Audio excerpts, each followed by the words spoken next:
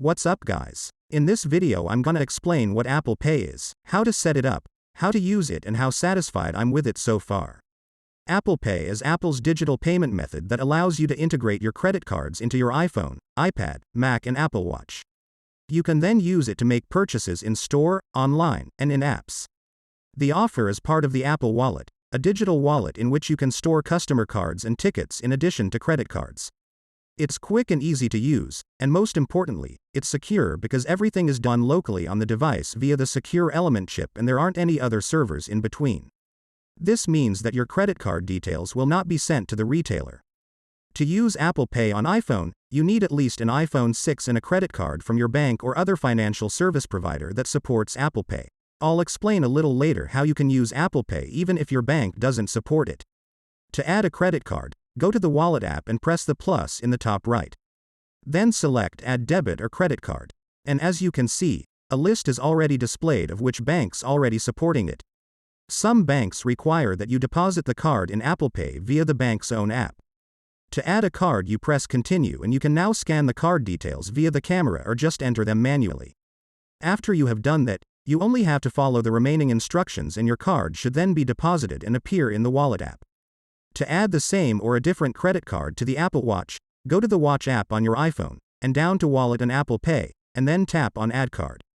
Everything runs here exactly the same as I showed it earlier on the iPhone. The same applies to the iPad. To do this, go to Settings, then Wallet and Apple Pay, and Add Card. On the Mac you go to the settings at the bottom of the dock, then to Wallet and Apple Pay and simply tap on Add a Card.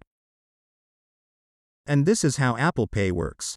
When you are about to pay, double-press the iPhone's standby button and confirm the payment with Face ID, and then hold it near the terminal where the wireless pay logo is.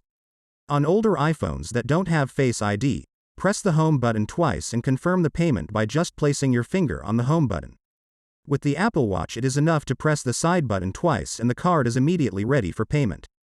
Additional authentication is not necessary here, since you enter the security code to unlock it when you tie it around your wrist. The whole thing is secured in this way and if you take the Apple Watch off, it is locked again and nobody can use it to make unauthorized payments.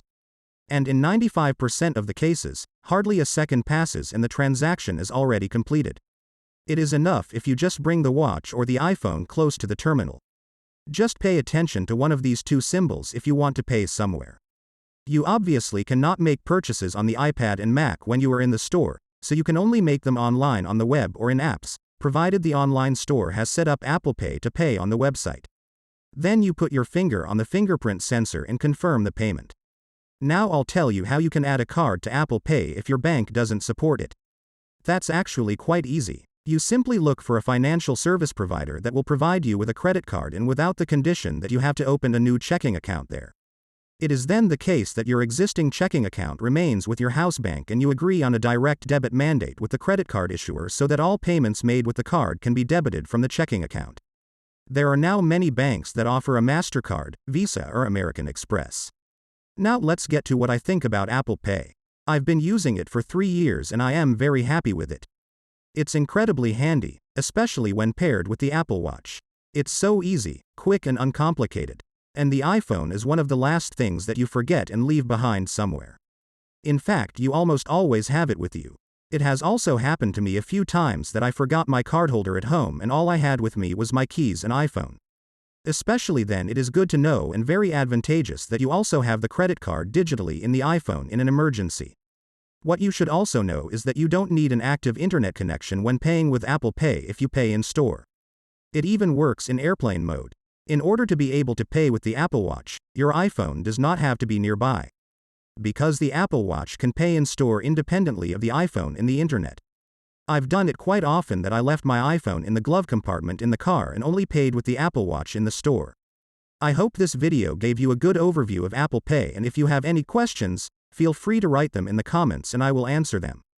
Alright guys, hope you enjoyed this video and if so, then give it a like to let me know. And if you want to stay tuned for more videos like this, then you can consider to subscribe to my channel if you haven't already done so. And I'll see you in my next video.